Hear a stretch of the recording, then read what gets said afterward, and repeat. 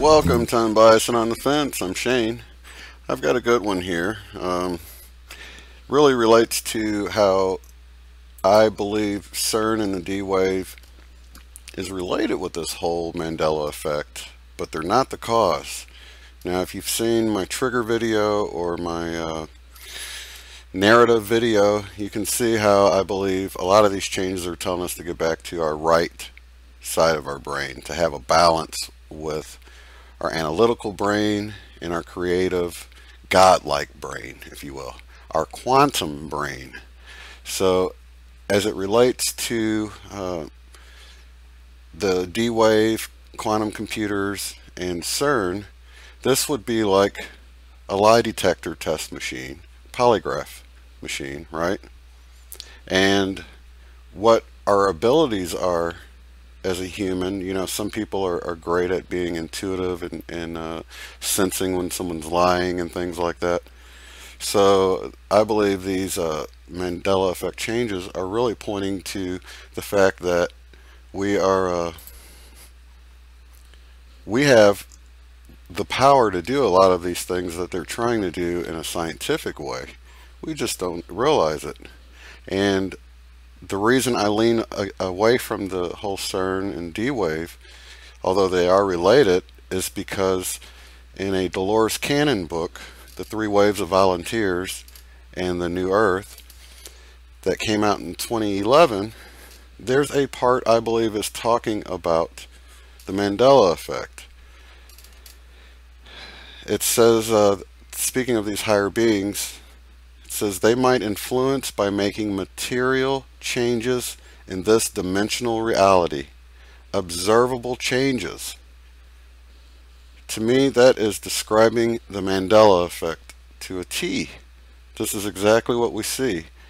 And I'm going to back up here. I just wanted to sort of hook you in the beginning, so I don't lose anybody, because I think this is very important information. And I'm just trying to do my best to get it out there, because I think a lot of people are going to hear this. A lot of people are going to relate to this Randy character here in the book. And it's probably going to be just as mind-blowing for you as it was for me, because it's really been emotional. I've been going over this material and I'm like, oh, am I going to be able to deliver this without, you know, seeming like a big baby or something? Because as this stuff gets revealed to me, I'm just in awe of the implications here, and I just really wanted to share it because I think it will resonate with you all. You can get this book. I got it on. I got an ebook version of it on Google Play from an Android phone, so you can just go on there and look up the book. And I want to say it was like $7 or something. It's a really good book, and it's referring to the wanderers that I talked about a few videos back. As it describes these, this is the volunteers it's speaking of, as the wanderers that's been brought here to Earth to help raise the vibration and bring about a new Earth. And if that resonated with you and you want to look a little bit more into that, this book is full of, I guess you would say, her clients that she hypnotized and the information she got for them. Typically when she hypnotized people, they'd go into their past life and things like that, but all of a sudden over the past few decades of her career, she passed away now, but she started increasingly getting more and more of these wanderers that would come to her, and once they were in trance, they would give this information of how they were really here for a higher purpose, like I mentioned in the Wanderers video. So I really wanted to share this excerpt that I believe discusses the Mandela effect and what they hope to accomplish by the Mandela effect. Because, you know, if we see things changing but we don't realize why they're changing, or we believe some of the stories going around that it's the D-Wave or the quantum computer, that's why I believe it's disinformation. That's why I'm not on board with that, because I feel like, for me personally, the things they discuss in this book about awakening people, this has happened to me. My life is I'm more alive and awake than ever before, and I don't want to attribute this positive change to some scientists at CERN or some people messing around with a D-Wave computer. I just don't want to give them credit for it. Maybe I'm just being so optimistic about it in some of your minds, but it's just been such a revelation to me that, you know, emotionally, I can't even hardly stand it as I'm like getting all this information. It's just been so mind-blowing to me as I'm beginning to see things differently. And this little section I'm going to read is from chapter 23, and it's called The Best Agenda for Earth. The subject she hypnotized, now what she'll typically do is hypnotize somebody and then they'll tell her what they're seeing, you know, and then at some point she'll go to what she calls the SC. You'll see when we get to that part, and that's the super consciousness. Now the super consciousness is the same entity no matter who she hypnotizes. It could be somebody on one side of the earth and they continue a conversation with the next client on the other side of the earth.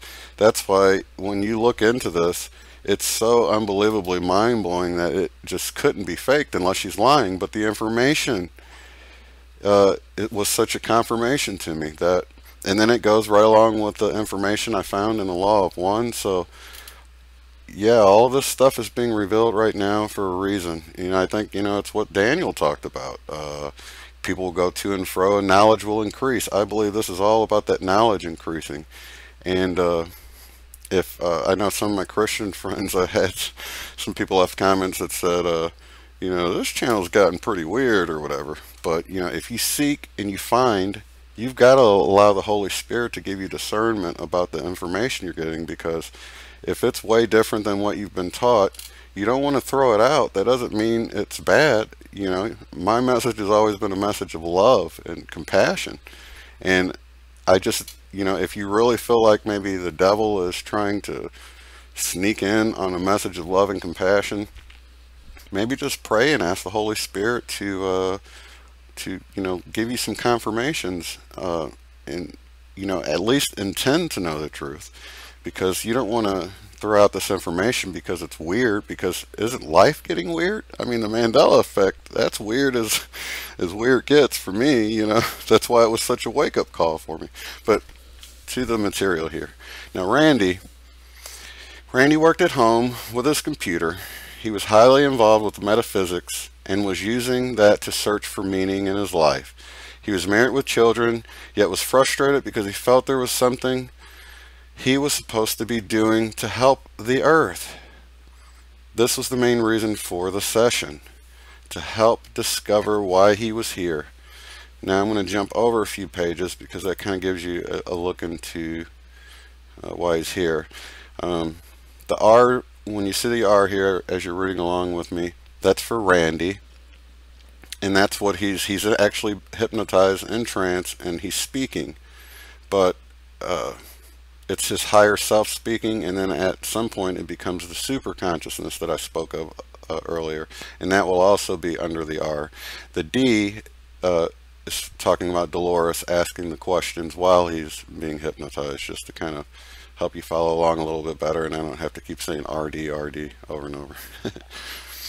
So, Randy starts, they are like two different factions. They're talking about some sort of negotiation. Do you mean like two different countries? No, they're two opposing views or ideas. It has something to do with the Earth. They both want the evolution of the Earth to happen. They have input on ideas on the best way for that to come about. One group wants a direct influence, and the other group wants a less direct influence. It's the two different perspectives. The two different ideas, whether it's a direct influence or an indirect influence. Each one could have different results, couldn't they? Yes. You said they both agree on the evolution of Earth? Right. That's their common goal. What do they see as evolution of the Earth? The evolution of human consciousness. Snap them out of the cycle they're in. So one group would like a radical I don't mean radical in a negative sense, a more direct approach, and the other group would be more like a more subtle approach.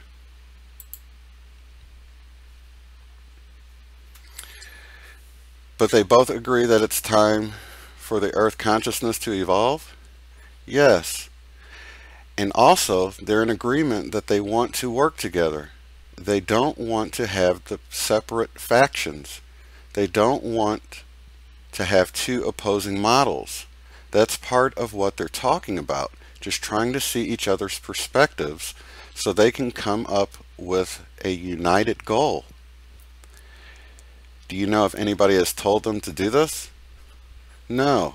It seems that they are at a higher level of consciousness where they can see each other's thoughts. I then asked him how he perceived his body. I wondered if he was one of them.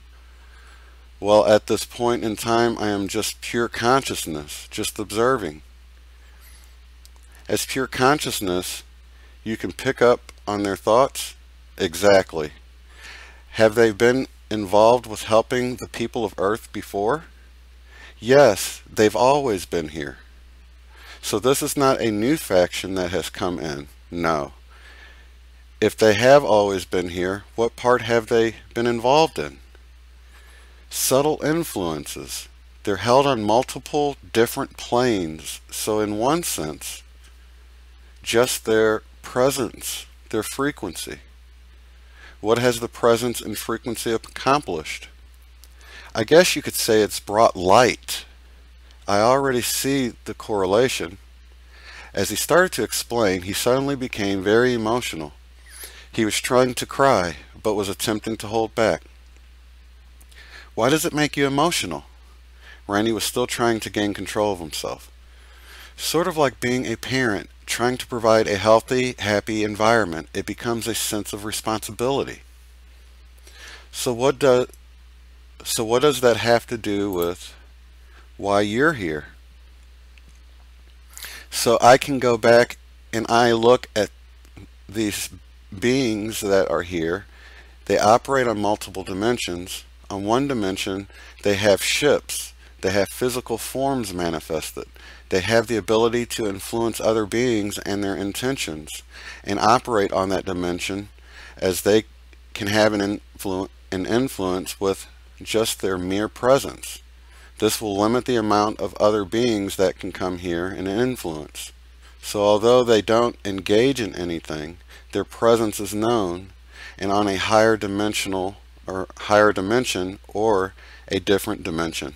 The frequency of their consciousness, their intent, also helps create protection around the Earth. It's not an encasement.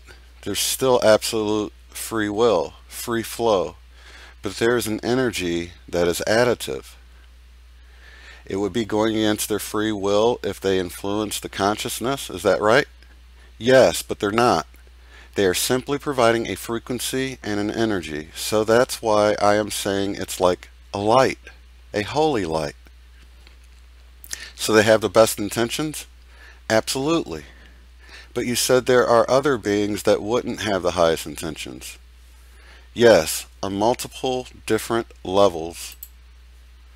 That's where the friction is, the two different perspectives. There is a faction that wants to more directly influence, so in a broad sense, that could mean they are here by interfering with the other group. That's one level. And they might influence by making material changes in this dimensional reality, observable changes. One faction thinks it would be more beneficial, and the other group is more passive. They're still not sure. So it's still in the open on which way the Earth should go. It's not how the Earth should go. It's just a matter of intervention, or maybe not intervention. It's the matter of getting back to the parenting thing. When do you guide, or how do you guide, and not interfere or intervene? So that's the fine line between interfering and intervention, or something like that. They just aren't sure if the intervention they're interfering, or whatever other direct action the other group is considering is without consequence. Is there anyone that advises them? There appears to be a collective. It sounds like they do want the Earth to evolve, like it's something that is supposed to happen. Oh yes, yes, that's clear.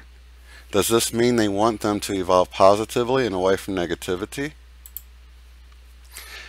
I'm not sure they see it that way. I think they see it as evolving to be aware of their free will and free choice. So I guess the one group that wants direct action is a little impatient. Laugh. That's my interpretation. They think it's taking too long and that a few of their actions can be quickened. But again, the group that is more of the observer or the less direct influence respect the level of consciousness here, and there's a bit of a catch-22. And it's as if both consciousness isn't aware of free will, and it doesn't know that it has a choice, and it's difficult for it to move forward. So how do we introduce that there's the possibility of free will without affecting their free will? In other words, if they do not naturally evolve to the state of awareness where they recognize free will, then that could be potentially like it never happened. So it has to happen within their collective consciousness through evolution, or as the one group suggests, it could be more rapid by influence. And the influence could simply be by introduction to new ideas and new concepts and belief systems. It doesn't have to be by physical contact or interaction necessarily. Then they can introduce new ideas into the collective consciousness of the human race? Yes, but it's already there. It's how to get people to look at it, how to get people to be aware of it. Right now, people are just looking at their feet. They can't see anything but their toes, yet all of the universe's knowledge and gifts are right there. They don't seem to know. They don't have any of the tools at a conscious level of how to get that information. They probably don't even know it exists. Right. There's another aspect of intervention or whatever, and that is how to use that ability. It's a skill. Well, it in itself is just an idea. How do you get them to stretch their awareness? Do they have any idea how this can be accomplished? There are also different ideas within that group. The boldest one would be for them to make their appearance known, but that seems like it would create a huge positive and negative event. The people that are ready would easily recognize it, and the people that are not ready would be easily susceptible to their fear and uncertainty and doubt, and would run in the opposite direction. So it would be extremely beneficial to some, but it could be potentially disastrous. Not disastrous in a global sense, but not helpful. That's one of the items that are on the table. What are some of the others? To contact a select few people that are ready and to work with them to come up with an idea. Should this be physical contact? Yes. In a way that wouldn't frighten the person? Right. That's the crux of the matter. That is one of the things that is on the table. It's a really sticky situation. You introduce yourself to them, then suggest potentials, and then they get a few people to solidify the potential. Let it become very intense. Then you know you would not be infringing upon free will, and then the plan would be to make that a larger intent to introduce more people to the idea. So maybe that's the healing person that creates the ideas that spread it around so that it instills a human consciousness-based evolution. That way it's not going against free will? Correct. The trick is to get other people to listen. That would be the human being's responsibility or task. So the thing would be to get momentum, inertia, to get critical mass, and the critical mass can adjust the seeds of collective consciousness. Is it on their agenda to contact governments? No. There are many other ideas there. That doesn't seem to be a predominant one. it would be individuals that are ready. Are there any other ideas on the table? The last one we talked about seems to be the most probable idea or solution if it goes in that direction. So the other direction is the most passive direction, where they see that it would unfold naturally at some point in time, which would take longer.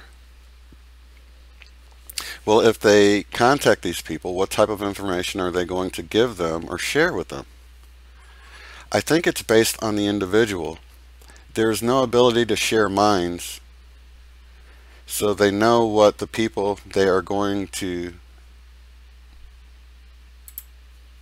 contact are interested in, or interested seems to be the best word, know what their inclination is. And they would work with that person based on what the individual's niche or individual interests are. To start with, there would be an individual message to each person. Would the person be able to accept having contact with something that is definitely not human? The people that they contact wouldn't have a problem because they can see the mind of the people. Over the last many years, people have been seeing the craft, the ships in the air, and more people are talking about having contact. I think this is a different group. This is a group that has never been seen. This is a different group altogether.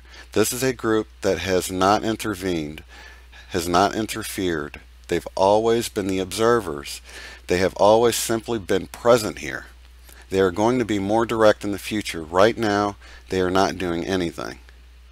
I was thinking how difficult their mission has been to be an observer all this time and suddenly change. Right. But they think this could be the best idea? A faction does, yes. How would they appear to people? However that person would best accept them. The beings that I'm looking at have multiple simultaneous potentials. They can be in whatever dimension they require, so they can be in a physical form, shape, or they can be ether, so they could influence multiple levels of reality concurrently. So they would appear in the most acceptable form. What is their normal appearance? That's the interesting thing. It's parallel. They can be etheric or they can simply be physical, and they can be both at the same time.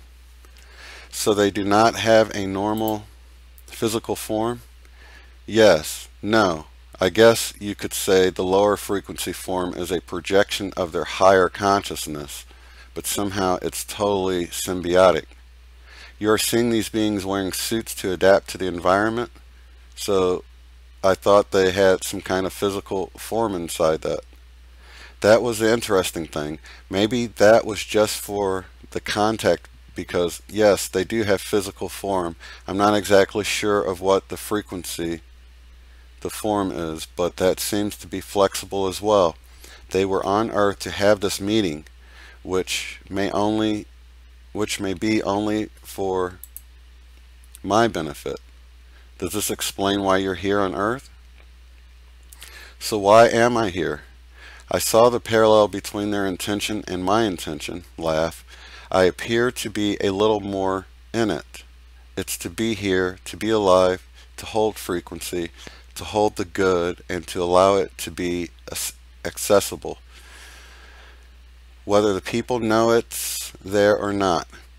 Becoming emotional again. And it goes back to my frustrations about whether to intervene or interfere, or whether to have a more direct influence. And what do you think your job is?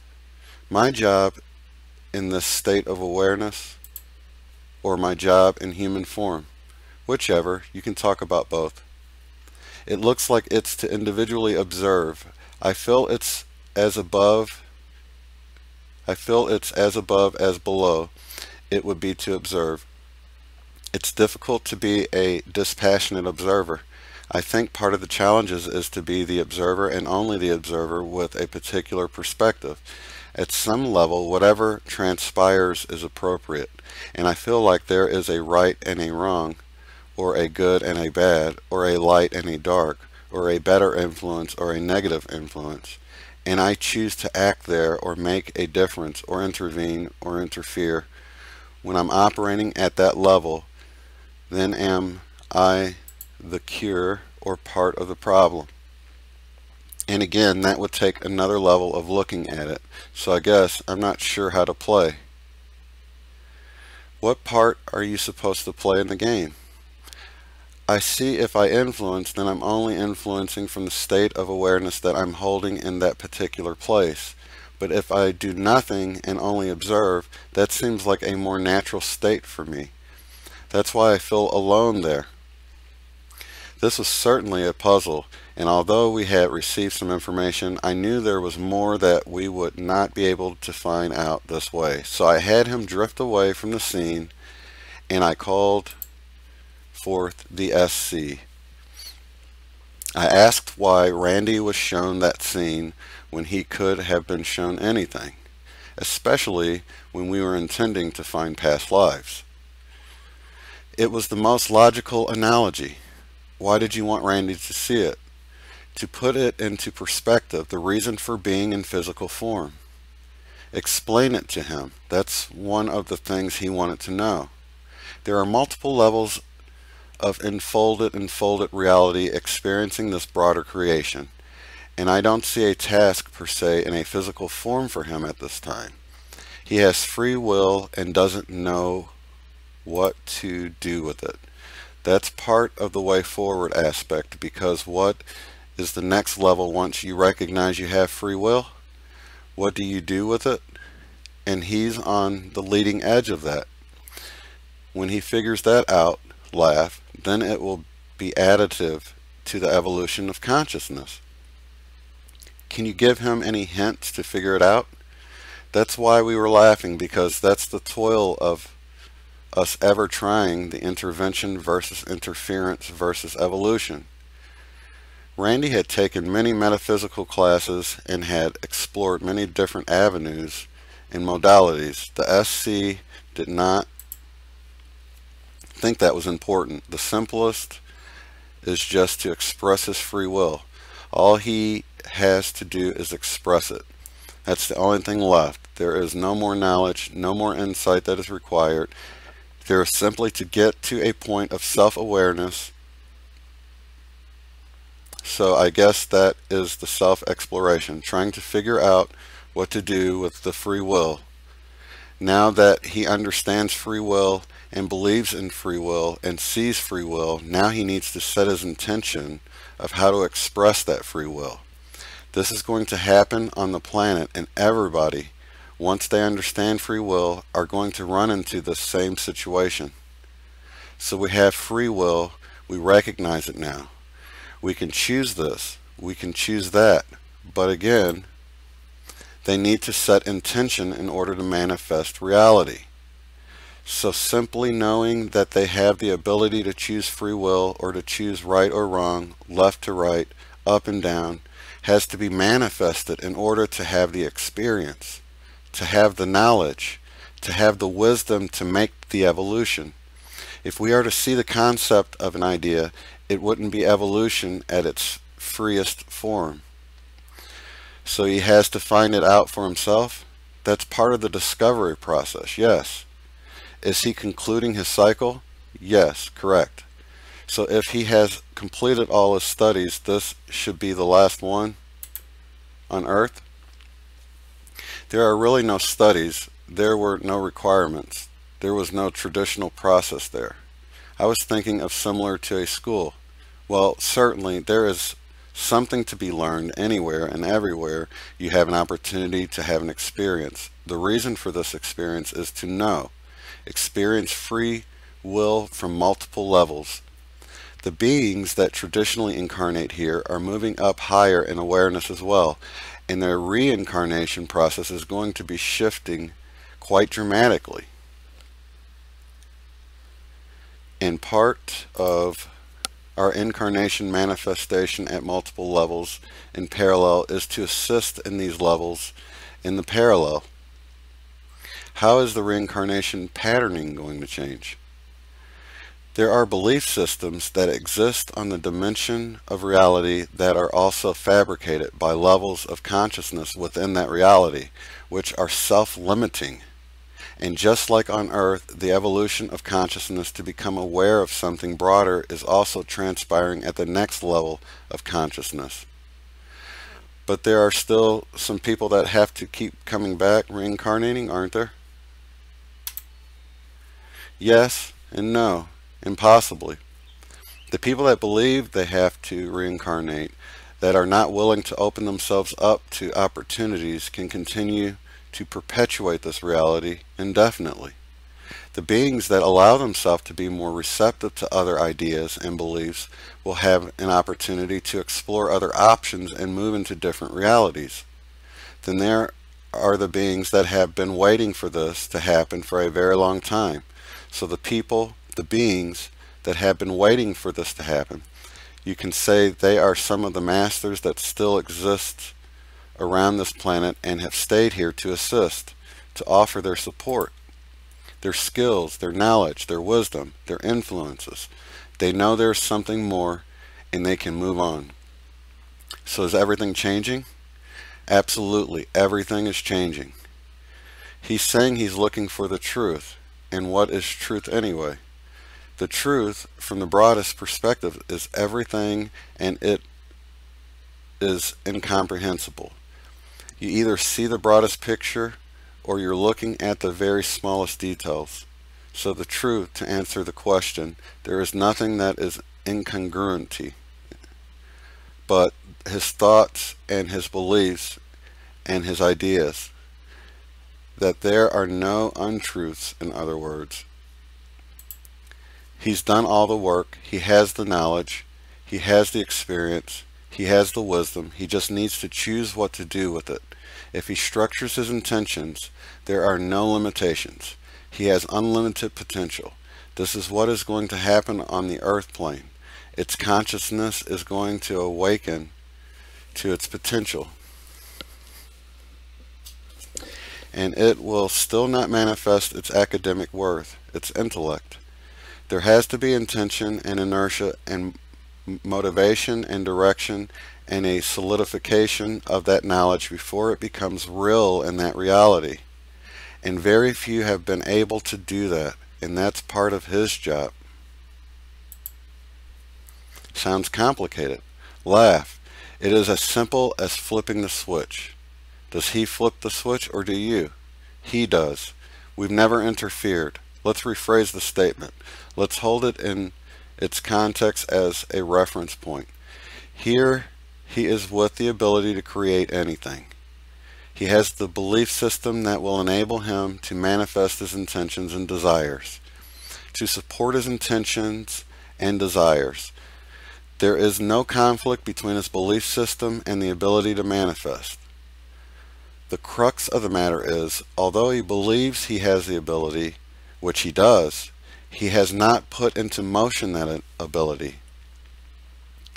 So we say it's a switch, but it is a switch of intention. It's not a switch in any other term or way. But it's simply accepting yourself as who you perceive yourself to be. And it's not any intention of whether, in a broader human collective consciousness term, you could say, who do you want to be today? And defining that, then manifesting will follow. I'm having a very difficult time describing it, but when he gets to a point of merging oneself, a point of integrating oneself, the point where he no longer sees himself as a separate aspect, when he gets to that point, he will simply be. And when he becomes that point, then he will make an impact here.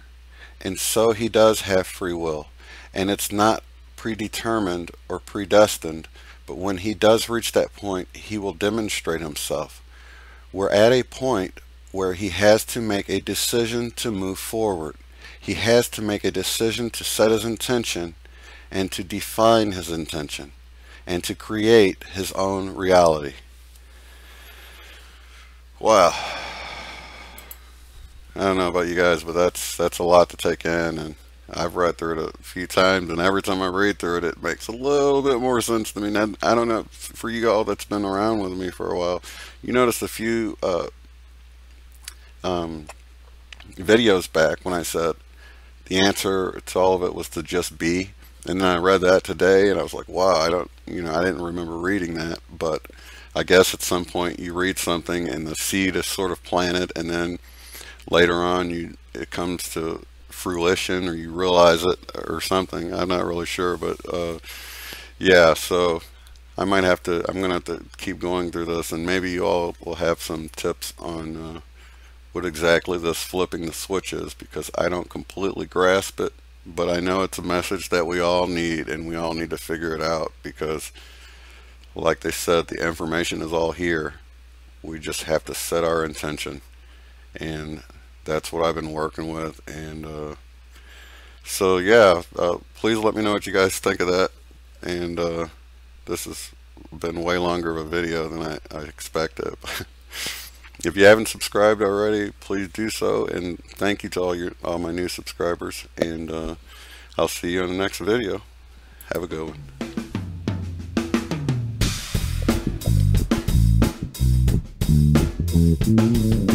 one.